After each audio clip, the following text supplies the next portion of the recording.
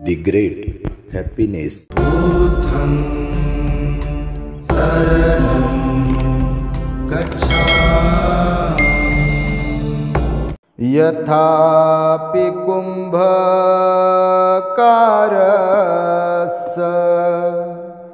कथं मत्तेकभाजनं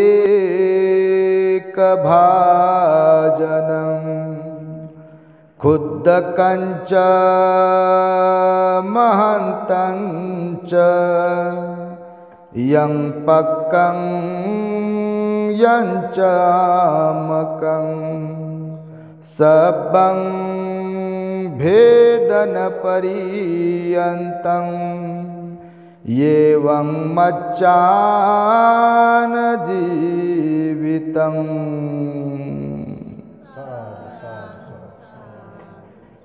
संपूर्ण विश्वाला ज्यांनी सुख शांती मानवता तथा दुःख मुक्तीचा आर्य संदेश दिला, असे ते दुःख मुक्तीचे मार्गदाता दुःख मुक्त महामानव महान कारुणिक तथागत भगवान सम्यक संबुद्ध तथागतांनी आपल्या शुद्ध प्रज्ञेतून निर्मिलेला सद्धम्म आणि त्याच सद्धम्माचा गेली 2500 वर्षांपासून सातत्याने अहोरात्र प्रचार आणि प्रसार करणारा पूजनीय भिक्खू संघ या महान आणि सर्वश्रेष्ठ अशा त्रिरत्नांना प्रथमतः त्रिवार अभिवादन करतो, ज्यांच्या महान आणि असीम त्याग प्रभावामुळे आपल्याला जो हा अनमोल असा लाभलेला बुद्ध धम्म आणि ज्यांच्यामुळे आपल्याला हे एवढे मोठे वैभव प्राप्त झाले असे महान युग प्रवर्तक भारतीय राज्यघटनेचे शिल्पकार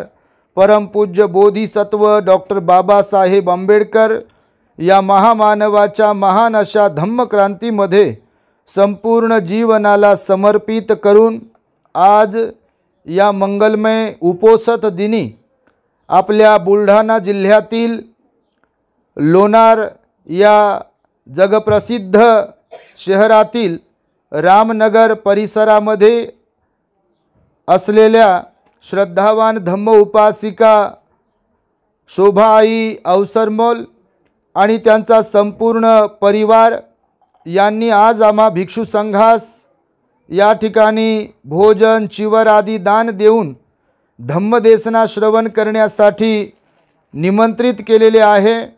तेव्हा धम्मदेसनेसाठी माझ्या समवेत धम्ममंचावरती उपस्थित असलेले प्युरिटी ऑफ माइंड या यूट्यूब चॅनलचे संचालक पूजनीय भिक्खू धम्मबोधीजी थेरो, त्याचबरोबर ज्यांनी आताच आपणास सुंदर आणि मार्मिक अशी धम्मदेसना देऊन उपकृत केले असे सर्च रिसर्च या यूट्यूब चॅनलचे संचालक पूजनीय भिक्खू यण धम्मानंदजी थेरो, संपूर्ण आपल्या लोणार येथील तथा बाहेरूनही आलेले सर्व श्रद्धावान उपासक उपासिका बालक तथा बालिकांनो, तद्वतच दी ग्रेट हॅपीनेस या आपल्या यूट्यूब चॅनलचे सर्वच दर्शक, सर्वप्रथम तुम्हा सर्वांच्या प्रती मंगलमैत्री सद्भावना व्यक्त करतो आणि आपणा सर्वांच्या दुःखमुक्तीकरिता 2600 वर्षांपूर्वी तथागत भगवान बुद्धांद्वारा उपदेशिलेल्या धम्मोपदेशास प्रारंभ करतो।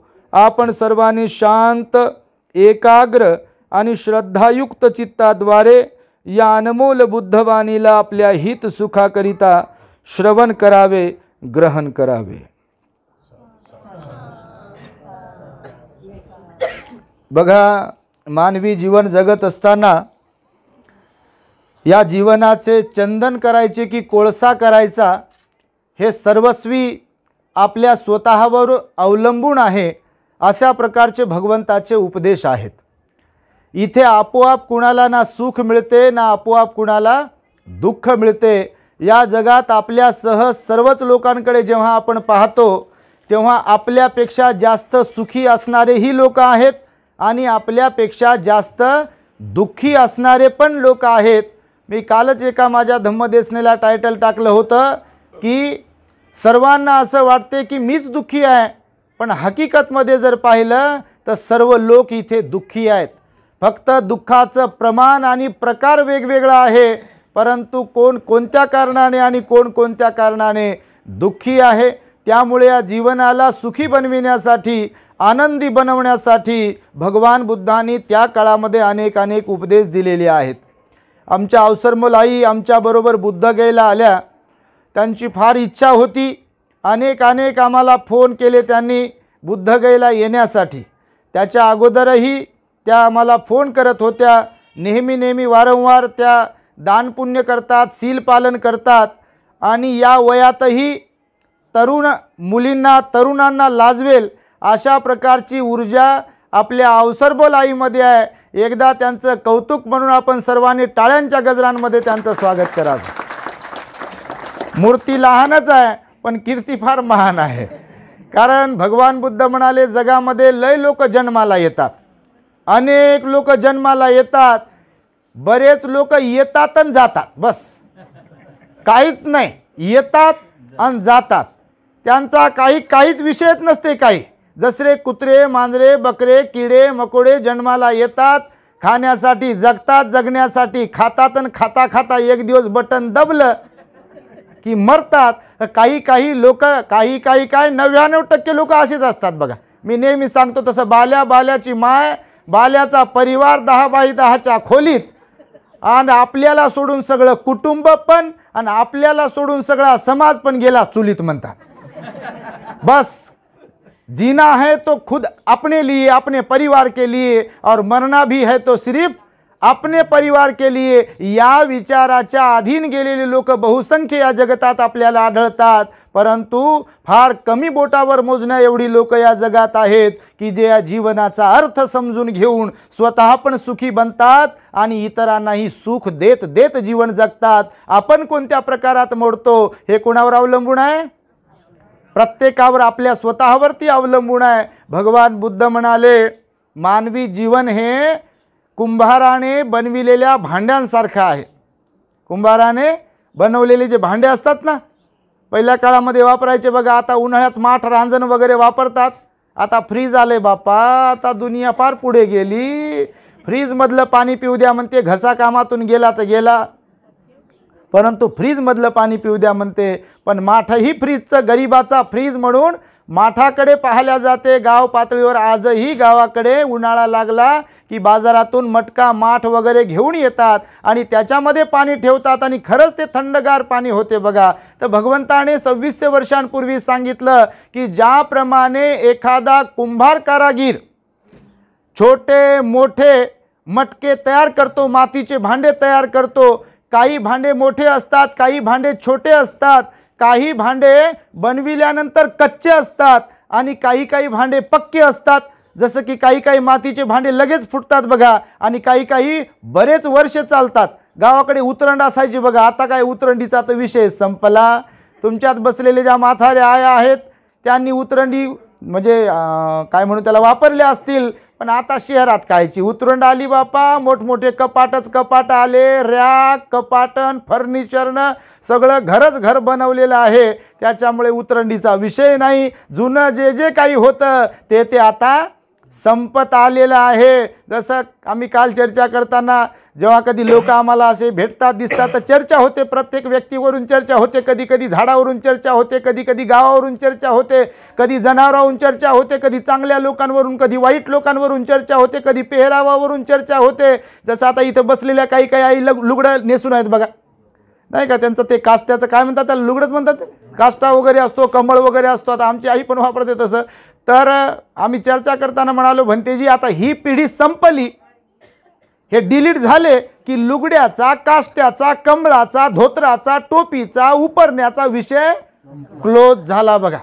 आहे का? आता बिलकुल नाही आहे. पहिल्या काळात जे शिकलेले जरी असले, समजा शिक्षक जरी असले, आता आपल्याकडे बघा सेवानिवृत्त शिक्षकच अवसर मोल समजा होते, तर अगोदरच्या काळामध्ये शिक्षक जरी असले ते धोतीवाले असायचे, टोपी असायची, ते नेहरू शर्ट असायचं त्यांच्याकडे, आणि महिलासुद्धा तशा प्रकारच्या असायच्या. पण जमाना, जग हे परिवर्तनशील आहे म्हणाले भगवान बुद्धांनी सांगितलं 2600 वर्षांपूर्वी. जे काल होतं ते आज राहीलच असं काही विषय नाही आहे. आज जे पाहायला मिळते ते उद्या राहील ह्याची पण गॅरंटी नाही आहे बघा. आता परवा 2-4 काही दिवसांपूर्वी एका घरी आम्ही गृहप्रवेशाला गेलो तर त्यांनी ते किचनमध्ये चिमण्या आणल्यात बघा. चिमण्या म्हणजे ओरिजिनल पक्षी नाही, ते तर मारल्या तुम्ही मोबाईल वापरू. टीव्हीचे चॅनल वापरू वापरू सॅटेलाईटमुळे सगळ्या चिमण्या मेल्या, सगळे पक्षी मरू लागले बारीक बारीक, माणूस सगळ्यांवरती हावी होतो आणि सगळ्या पशु पक्ष्यांना मारक ठरतो. बघा, विज्ञान जेवढी प्रगती करते आहे तेवढंच या निसर्गाचं नुकसान होते आहे. प्लास्टिकचा वापर वाढला, जनावरं खातात, पशु पक्षी खातात आणि मरतात, आणि त्यामुळे त्या चिमण्या त्या घरामध्ये त्यांनी किचनमध्ये बसवल्या, म्हणजे काही फोडणी वगैरे दिली किंवा धूर वगैरे काही झाला तर ते धूर घरामध्ये राहत नाही किंवा ठसका वगैरे घरामध्ये कोणाला लागत नाही. जो काही ठसक्याचा प्रभाव असतो ते फोडणी दिल्यानंतर किंवा जो काही धूर वगैरे निघेल तर ती चिमणी शोषून घेते. ते मशीन आणले आणि ते असं हाताने करायचे. एक हात असा केला की ते चालू होते, दुसऱ्या हाताने असं केलं की ते बंद होते, अजून एकदा असं फिरवलं की त्याचा पॉवर वाढते, म्हणजे जोरात ओढते ते अजून. म्हणजे आतमध्ये असलेली डस्ट असेल किंवा धूळ असेल किंवा धूर असेल किंवा फोडणीचं ते हे असेल वातावरण असेल ते खेचून घेते आणि बाहेर सोडते. बघा, तर एवढी विज्ञानाने प्रगती केली आहे बघा. आणि त्यामुळे भगवान बुद्धांनी त्या काळामध्ये सांगितलं की ज्याप्रमाणे एखादा कुंभार मातीचे भांडे बनवतो तर त्याच्याकडे असलेले छोटे मोठे कच्चे असो की पकलेले असो, हे सर्वच भांडे एक दिवस फुटतात, नाश पावतात. त्याचप्रमाणे मनुष्याने आपल्या जीवनाला समजलं पाहिजे. प्रत्येकाला मृत्यू येणार आहे, हे शरीर नश्वर होणार आहे. आपला हात पाय कामातून जाऊ शकते, डोळे कामातून जाऊ शकतात, कान कामातून जाऊ शकतात, गुडघे कंबर कामातून जाऊ शकते. आणि भगवंताने आनंदाला सांगितलं की आनंद भंते जे होते ना भगवंताचे शिष्य, तर त्यांना सांगितलं महापरिनिर्वाणाच्या वेळेला आनंद, ज्या कोण्या व्यक्तीच्या मनामध्ये बुद्ध धम्म संघाच्या प्रति श्रद्धा निर्माण होईल किंवा ज्यांच्या मनामध्ये असा विचार येईल की आपण सन्मार्गावर आरूढ झालो पाहिजे, तर त्या तशा श्रद्धावान व्यक्तीने आपल्या जीवनामध्ये किमान एकदा तरी 4 तीर्थक्षेत्रांना भेटी दिल्या पाहिजे. कोण म्हणाले असे?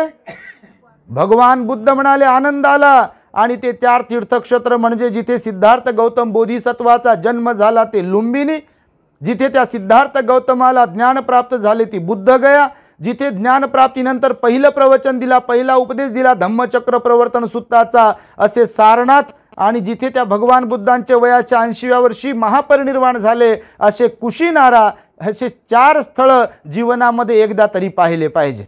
आता भगवंताचा हा उपदेश 2600 वर्षांपूर्वीचा आहे, परंतु आजही अनेक लोकांकडे पैसा प्रचंड असताना देखील सगळ्यांनाच बुद्धगया होत नाही. तर कोणाकोणाला कमी वयामध्ये होते आणि कोणाकोणाला म्हातारपणात होते, पण बहुतेक लोक मात्र बिलकुल बुद्धगया होत नाही आणि काहीच नाही. या कपाटात लपू ठेवू का, त्या कपाटात लपू ठेवू का, कमळात ठेवू का, पिशवीत ठेवू का, उशीत ठेवू का, गाडग्यात ठेवू का, पोत्यात ठेवू का, गव्हात ठेवू का, ज्वारीत ठेवू का, लेकीला देऊ का, ह्याला देऊ का, बांगड्या करू का, कानातलं करू का, नाकातलं करू का, हातातलं करू का, पायातलं करू की अजून काय काय ठेवू, 2चे 4 करू का, 5चे 50 करू का, असा विचार करू करू साठवून एक दिवस येतं टचकन बटन दबते आणि डॉक्टर म्हणते घेऊन जा, म्हणते आता जे काय खाता येईल ते खाऊ घाला, म्हणते काय ढेकळं खाईल तेव्हा काहीच खाऊ शकत नाही. स्वतःकडे किती तूप असलं ते तूपही खाऊ शकत नाही, फ्रीज असलं तर त्या फ्रीजमधलंही काही खाऊ शकत नाही, एसीचा रूम असेल त्या एसीत झोपू शकत नाही, आणि बिलकुल किती मोठमोठे भारीचे कपडे आणि दागिने असले तरी तेव्हा वापरून उपयोग होत नाही. तेव्हा म्हणतात लोक काढून ठेवा, म्हणतात बापा आता दिवस जवळ आले तर.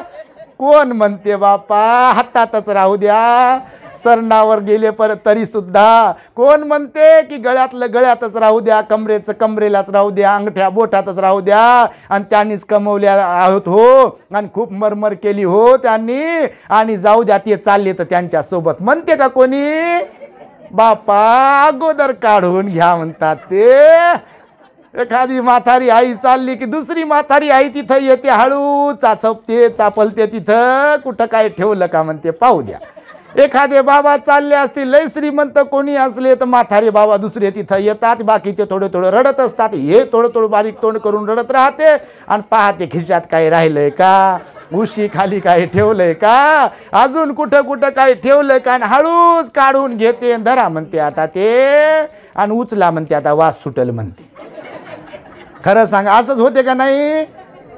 कोणत्याही जाती धर्माचे असो बा, कोणत्याही जाती धर्माचे लोक असो, तालेवारा असो, श्रीमंत असो, गरीब असो, शिकलेले असो, अशिक्षित असो, नोकरीवाले असो, लय शेतीवाले असो, का अजून कोण कोण असो, का धर्मगुरू असो, कोणी म्हणते का लय चांगले होते हो, 7-8 दिवस ठेवता का? लोकांचे फोन येतात भंतेजी, ते असं असं झालं, अग्नी डाग दिला, काही अस्थी काय गाव टोकाला नेल्यात आणि काही अस्थीचं ते झाडाच्या बुंद्याला ठेवल्यात आणि काही अस्थी मग आता कसं करावं, घरात ठेवा तर जमते का घरात ठेवायला? आता कोण ठेवते घरात? आता इथं जेवढे घर आहेत विचारा बरं, तुमचे पंजोबा, आजोबा, आजी, आई, वडील गेले समजा, आता प्रत्येकाच्या घरचे जातात, असं कोणतं घर आहे की गेले नाही? असा काही विषय आहे का? अमुक अमुक जातीचे लोक मरतच नाहीत आणि अमुक अमुक धर्माचे लोक मरतच नाहीत, असं आहे गणित काही? तर कोणाच्या घरात कोणाचे हाडं असतील का ठेवलेले? लय प्रिय लोक आहेत समजा बा गेलेले, तर ठेवलेले आहेत का हाडं? कोणी ठेवत नाही. म्हणून भगवान बुद्ध म्हणाले, जोपर्यंत आपल्याला आयुष्य मिळालं आहे त्या आयुष्याचं तुम्हाला चंदन करायचं आहे की कोळसा करायचा आहे? कुणाच्या हातात आहे? आपल्या स्वतःच्या हातात आहे. जर चंदन करायचं आहे तर चंदनासारखं झिजावं लागेल, चंदनासारखं सुगंध द्यावा लागेल इतरांना सुगंध द्याल तर तुम्ही चंदन बनण्याच्या पात्रतेचे बनाल. पण जर तुम्ही स्वतः इतरांवर जळू खाक होत असाल, इतरांचं बरंच दिसत नसेल, बोटच मोडत असाल, बापा बोट तुम्ही नाही बापा, तुम्ही तर लय चांगले, तुमच्यासारखं तर कोणीच नाही. पण लोक आहेत की नाही असं, कोणाचं बरं दिसत नाही असे लोक आहे. आणि मग असे लोक जर असतील तर मला सांगा, मग कोळसा होईल की चंदन होईल? अशा लोकांचा काय होईल? कोळसाच होईल ना. तुम्हाला काय बनायचंय? चंदन बनायचं की कोळसा? बापा काही काय मुकेच बसले आता, त्यांना वाटत असेल बापा आम्ही कोळसाच बनण्याचे काम केले आतापर्यंत आणि कोळशाचं चंदन कसं बनेल? एकदाच बनते का? काही बनते? थेंबे थेंबे तळे साचे. एकाच पावसाच्या पाण्यात धरण भरते का? एकदाच पावसाच्या पाण्यात भरत नाही, त्याला लय पाऊस पडावा लागते मग धरण भरते. त्याच्यामुळे कुठल्याही कर्माचं लगेचच फळ मिळत नाही. पुण्याचे फळ लगेच नाही, पापाचे फळ लगेच नाही. परंतु जेव्हा दोन्ही कर्माचं फळ भोगायला मिळते तेव्हा जर पुण्याचं फळ असेल तर ते आनंद देत राहील, प्रसन्नता देत राहील, समाधान देत राहील. परंतु अकुशल कर्म पाप कर्माचं फळ असेल तर मग ना तिथे पैसा कामी पडतो, ना तिथे माता पिता कामी पडू शकतात, ना गणगोत ना कुटुंब कामी पडू शकते. आणि म्हणून भगवान बुद्ध म्हणाले, या जीवनाला समजून घ्या. जीवन मटक्याप्रमाणेच आहे, कधी टपकन फुटू शकते. आपले जीवन असंच आहे. लहानपणात जाऊ शकतो, तारुण्यात जाऊ शकतो, मध्यवयात जाऊ शकतो आणि म्हातारपणातही जाऊ शकते. असं कोणी आहे का जाणार नाही म्हणून? बिलकुल नाही आहे. आज बघा बाबासाहेबांच्या वडिलांचा स्मृती दिन आहे, रामजी सुभेदार बाबांचा आज स्मृती दिन आहे. बघा किती 2 फेब्रुवारी 1913ला त्यांचं निधन झालं. 2 फेब्रुवारी 1913ला ज्यांनी महामानवाला जन्माला घातलं म्हणजे काय? जन्म घालणं सोपं आहे, लेकराला जन्माला देणं. प्राणी पशु पक्षी जन्माला घालतात ना, घालत नाहीत का? भगवान म्हणाले कोणाला जन्माला घालणं सोपं आहे लेकरांना, पण लेकरांना घडवणं, सुसंस्कारित बनवणं हे फार अवघड आहे. म्हणून असंख्य लोक या धर्तीवरती आहे लेकरांना जन्माला घालणारे. जन्माला घालणं सोपं आहे, नरमादी एकत्र आले की जन्म होते. परंतु केवळ जन्माला घालणंच महत्त्वाचं नाही आहे, पर त्या लेकरांना सुसंस्कार देणं हे त्याहीपेक्षा महत्त्वाचं आहे. म्हणून लेकरं घडवता आले पाहिजे. जसं लेकरांनी पैसे कमवणारे बनले पाहिजे, नोकरीवाले बनले पाहिजे, याच्यासाठी परिश्रम घेतात की नाही मायबाप? जसे त्या पैसे कमविण्यासाठी लेकरांनी पैसे कमवावे शिकावं यासाठी परिश्रम घेतात माता पिता, तर भगवंतानं सांगितलं त्यासह त्यांना सुसंस्कार देण्यासाठी सुद्धा परिश्रम घेतले पाहिजे. कारण एक चांगला पुरुष, एक चांगली स्त्री तुम्हाला घडवता आली पाहिजे आणि तुम्हाला मुलं घडवता आले पाहिजे, हे भगवंताने सांगितलेलं आहे. आणि त्यामुळे मी तुम्हाला सांगेल बघा की बुद्ध गयेला जाणं हे महान पुण्याचं आहे. प्रत्येक व्यक्तीने घराच्या बाहेर पडलं पाहिजे. घराच्या बाहेर पडलं पाहिजे म्हणजे काय बा भंतेजीच बनलं पाहिजे असा काही विषय नाही आहे. तसं तर कोणी घर सोडत नाही. म्हातारं झालं तरी म्हणतात कोणी घर धुवून नेते का काय बापा, धुवून नेते का काय बापा. घर सोडतच नाहीत काही लोक. बिलकुल गाठोडे बांधून ठेवले, म्हणतात कोणी घेऊन जाईल, कोणी घेऊन जाईल, कोणी घेऊन जाईल. भगवान म्हणाले तुम्ही किती जपा, एक दिन तो आएगा ही आएगा, गाठोडं इधरीच राहील, आपण सरणावर. चाब्या लपू लपू ठेवते, एक दिवस येते चाब्या घरातल्या माणसांकडे ना आपण सरणावर.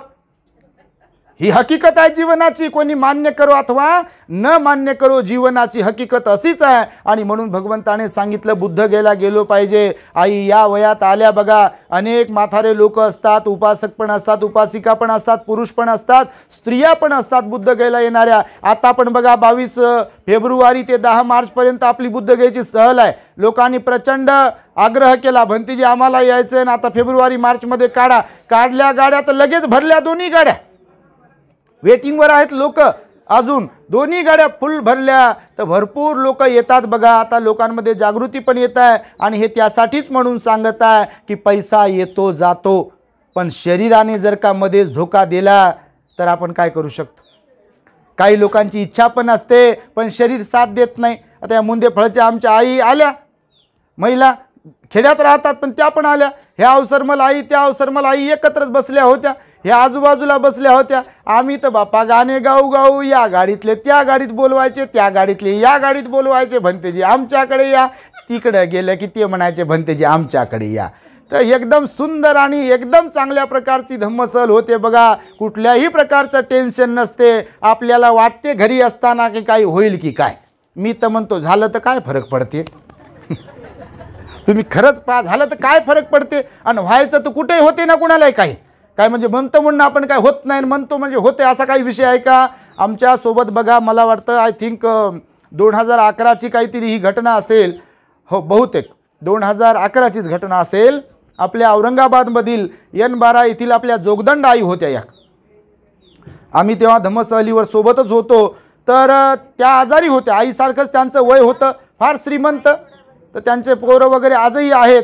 आणि त्यांची फार इच्छा होती बुद्धगयेला सोबत यायचं. तर बुद्धगयेला सोबत यायचं भंतेजींच्या, परंतु तब्येत बिघडली घरीच. औरंगाबादची घटना. तब्येत घरी बिघडली तर पोरांनी सांगितलं, आता घरदार एकदम प्रचंड श्रीमंत आहेत, ते गर्भश्रीमंत आहेत. तर घरच्या पोरांनी सांगितलं की आई तुझी तब्येत बरी नाही आणि तू काही जाऊ नको. तर आई तिथे घरी म्हणे मला बुद्धगयेला गेल्यावर किंवा जाताना जरी मरण आलं तरी मी स्वतःला भाग्यवान समजेल म्हणे की तिकडं जर मरण आलं तर. इकडं मरण्यापेक्षा बुद्धाच्या पायाजवळ मरण येईल म्हणे मला. तर मला जाऊ द्या म्हणे, अडवू नका. आता पैशाला तर काही कमीच नव्हती. तर निघाली गाड्या, औरंगाबादवरून गाड्या निघाल्या नागपूरला. आता नागपूरला पण त्यांचं एक लेक वगैरे राहते. तर नागपूरला पण तब्येत थोडीशी बिघडली. मग दवाखान्यात नेलं आणि घरच्यांनी सांगितलं नागपूरला की आई तू जाऊ नको, तुझी तब्येत बरी नाही आहे. आईचा हट्टच होता आणि आईचा एकच रट्टा होता म्हणण्याचा, त्यांचा आग्रह होता की मला बुद्धगयेला जरी मरण आलं तरी मी स्वतःला भाग्यशाली समजेल. निघाल्या गाड्या नागपूरवरून सारनाथकडे. तर रात्रीचा एक प्रवास असतो सारनाथपासून, आपल्या नागपूरपासून सारनाथपर्यंत जाईपर्यंत एक पहिला गाडीतच मुक्काम असतो, लांब प्रवास असतो पहिला. तर मग तब्येत जास्तच बिघडली. सारनाथला गेल्या, सारनाथला पण दवाखान्यात दाखवलं आणि गोळ्या औषध घेतल्यावर तिथूनही सांगितलं विमानाचं तिकीट काढून देतो, जा तुम्ही माघारी औरंगाबादला. आई नाहीच म्हणे बिलकुल. बघा तुम्ही, श्रद्धा एवढी होती त्यांची बुद्ध धम्म संघावरती. प्रचंड दानशूर होत्या, सिलवान गुणवान होत्या. विहारामध्ये लोकांना घेऊन जायच्या, बायांना घेऊन जायच्या घरोघर जाऊन. हालाकी एवढ्या श्रीमंत होत्या की त्यांना गरज नव्हती लोक तयार करण्याची. परंतु जर शील असेल, सदाचार असेल, नीतिमत्ता असेल, बाबासाहेबांच्याबद्दल भगवंताच्याबद्दल प्रामाणिकपणा असेल तर असे लोक आपला पैसाही खर्च करतात, वेळही खर्च करतात आणि बुद्धिमत्ताही खर्च करतात. जोगदंड आई त्याचप्रमाणे होत्या. सारनाथला पोहोचल्यावर तब्येत पुन्हा खालवली. सारनाथवरून गाड्या निघल्या बुद्धगयेकडे. लेक सोबत होती त्यांची. बुद्धगयेला गाड्या निघाल्या. बुद्धगयेला आम्ही जसे पोहोचलो प्रचंड तब्येत खालावली बिलकुल. तिथून मग त्यांना हॉस्पिटलमध्ये ॲडमिट केलं. ॲडमिट केल्यावर बुद्धगयेमध्येच बघा त्यांना मृत्यू आला बघा. आणि बुद्धगयेतून मग ॲम्ब्युलन्सनं भंतेजींना औरंगाबादला पाठवलं. मग त्यांचा एवढा मोठा अंतिम संस्कार झाला अरारारा, खूपच लोक, प्रचंड गर्दी होती, एवढ्या सोजवळ सिलवान गुणवान होत्या त्या, तर बुद्धगयेत मृत्यू आला. मी यासाठी म्हणून सगळ्या आया बहिणींना सांगतोय, सगळे तुम्ही मायबापच आहात, मला म्हणायचं आहे की खरंच विचार करा, तुम्ही कल्पना तर करा की खाटेला खंगून मरण्यापेक्षा जर बुद्धाच्या चरणावर मृत्यू आला तर वाईट काय त्याच्यात? मरण तर कुणालाही आहे हो, पण चांगला मृत्यू येण्यासाठी सुद्धा पुण्य लागते. तुमच्या माहितीसाठी सांगतो, भगवान बुद्ध म्हणाले, मरणारे तर भरपूर लोक आहेत, खाटेला खंगून मरणाऱ्यांची संख्या जास्त आहे, डोळे फाडून मरणाऱ्यांची संख्या जास्त आहे, हातपाय खोरून मरणाऱ्यांची संख्या जास्त आहे, आणि शांत मरणाऱ्यांची आणि चांगल्या ठिकाणी पुण्यभूमीच्या ठिकाणी मरणाऱ्यांची संख्या मात्र फार कमी आहे. आणि त्यामुळे या जीवनामध्ये आपल्याला काही गोष्टी समजल्या पाहिजे, आणि त्या समजल्यानंतर आपल्याला जीवनामध्ये पुढे आणि पुढे जाता आलं पाहिजे. बघा, वेळ कमी असल्या कारणाने मी तुम्हाला एक छोटासा दृष्टांत सांगतो की खरंच जीवनाचं कोळसा करायचा की चंदन करायचं ते. तर एकदा एक राजा होता, एक मोठं नगर होतं. त्या राज्यातील राजा जो होता तो फार दयाळू कनवाळू होता. तर त्या नगरामध्ये एक गरीब लोहार होता. आता लोहार म्हणजे लोहार असतो, त्याला कोळसा वगैरे लाकडाची गरज असते ना, तर तो बिचारा काम करतो, शेतकऱ्यांचा मित्र असतो तो लोहार. तर मग त्या लोहार गरीब होता. तर राजाने आपल्या नगरात फेरफटका मारला. राजानं पाहिलं त्या लोहाराचा असा पाल आहे, झोपडी आहे पाचटीची. राजाला दया आली आणि राजाने त्याला सांगितलं की तुला मी चंदनाची बाग भेट देतो. आता याच्याकडे 17-18 विश्व दारिद्र्य, याच्या पिढ्यानपिढ्या दारिद्र्यातच गेल्या. राजाला कीव आली आणि राजाला वाटलं बा याचेही दिवस चांगले येवत, याचे लेकरं बाळ, याचं घरदार चांगलं बनव आणि इतरांसारखं याला सुख उपभोगता यावं, असं राजाला वाटलं. राजानं त्याला चंदनाची बाग भेट दिली. आता जेव्हा चंदनाची बाग भेट दिली होती तेव्हा चंदनाचे झाडं असे एवढे छोटे छोटे होते.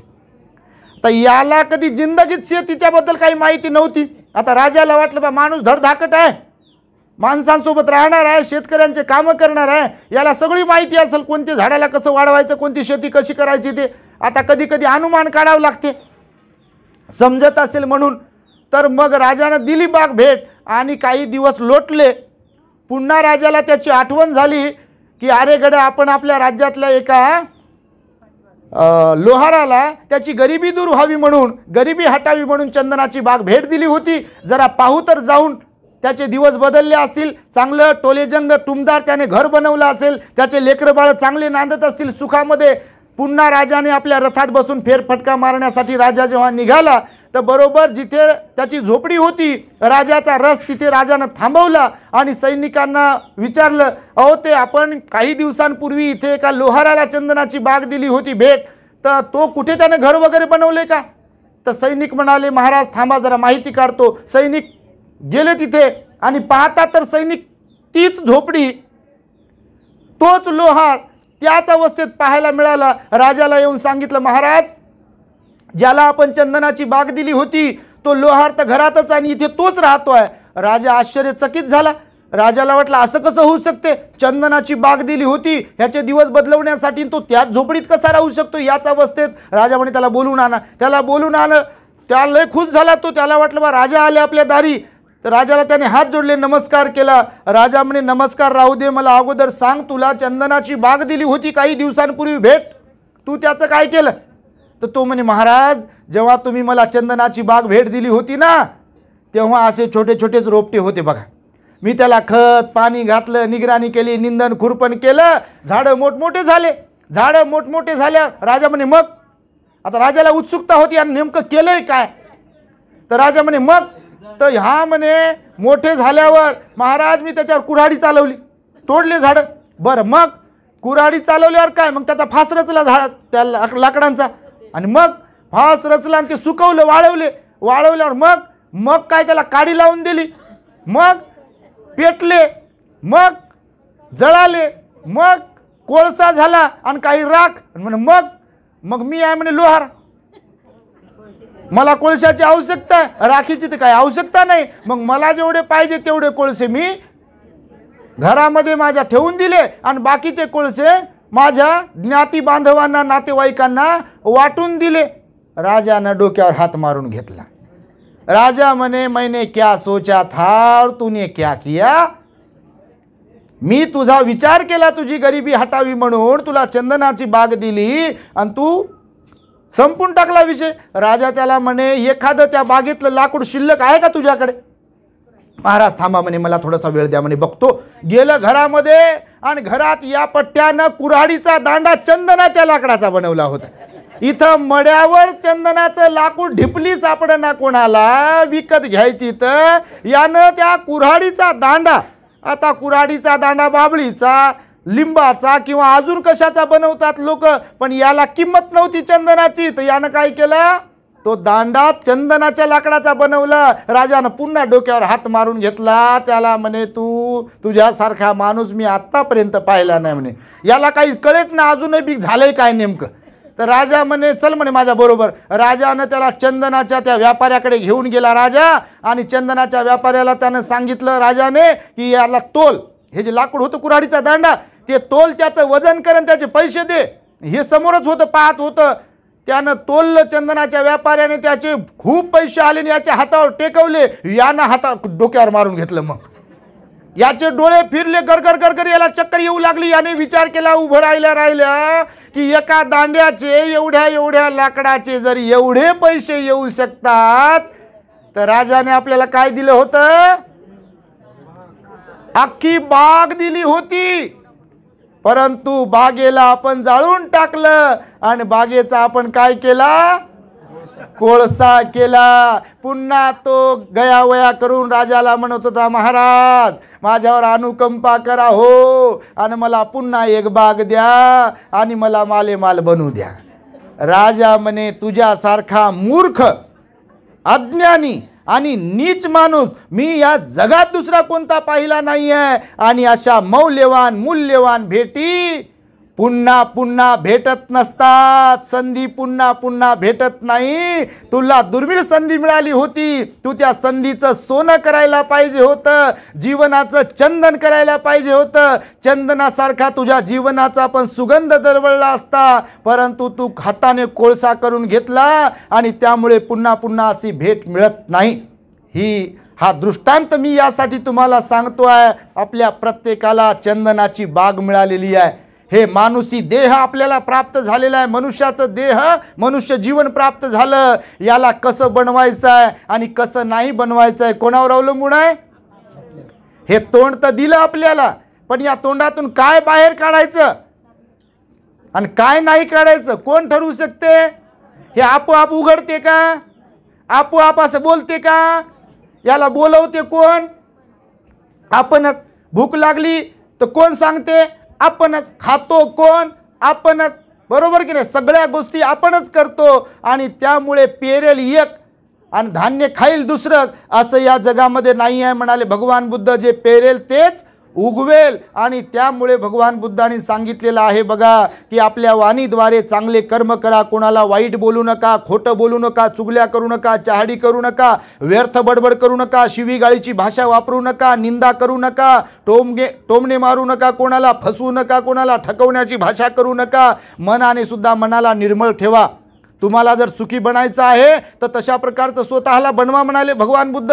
सुख दुःख वरतून कुठून येत नाही, ऑटोमॅटिकली आपल्याला निर्माण करावं लागतं. जसं म्हण आहे की दे रे हरी आणि पलंगावरी. देते का कोणी हरी? देईल कसा बिचारा, देईल कसा. आपल्या समोर जरी ताट ठेवलं तर या जगात अशी कोणती शक्ती नाही आहे की ऑटोमॅटिकली ती भाकरी उठेल, तोंडात जाईल आणि ऑटोमॅटिक आतमध्ये जाईल का? अशी जाते का? बिलकुल जात नाही. जगात आपोआप काहीच घडत नाही. म्हणून ना आपोआप आपल्या वाट्याला सुख येऊ शकते, ना आपोआप आपल्या वाट्याला दुःख येऊ शकते. आपण जसे कर्म करतो त्याचा परिणाम आपल्याबरोबर भेटत राहते. मग कर्म आज जरी केलं तर लगेच फळ मिळेल असाही विषय नाही आहे. जसं की गहू पेरल्या देते का उंब्या?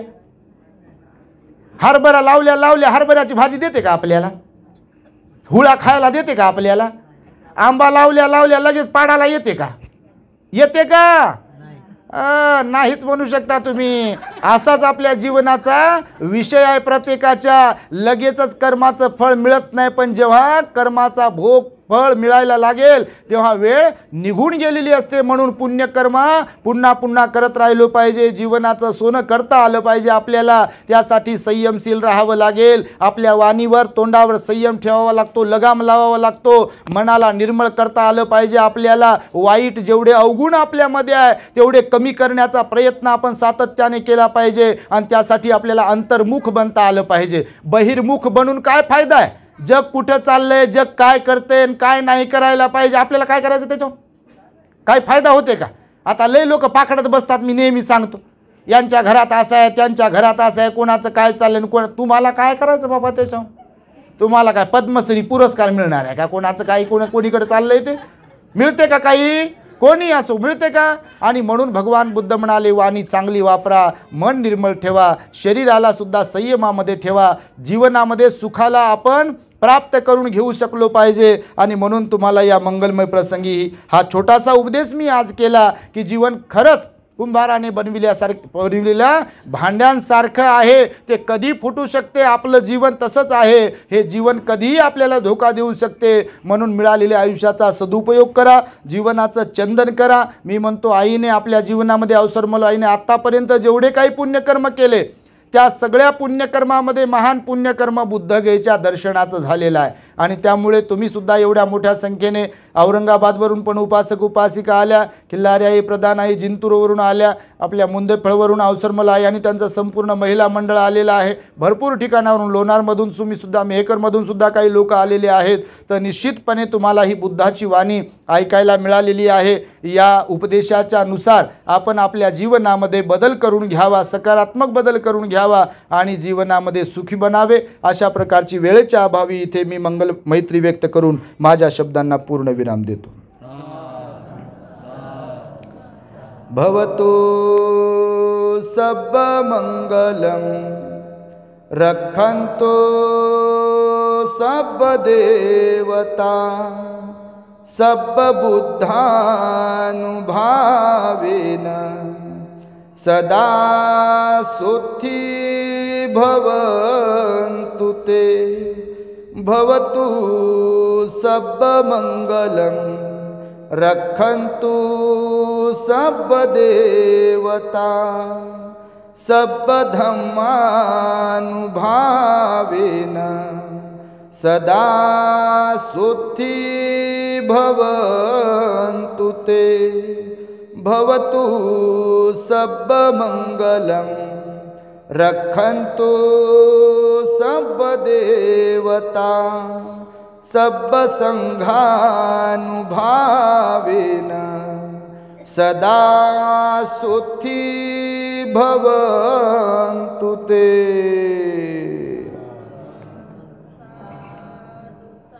बुद्धं नमामि, धम्मं नमामि, संघं नमामि.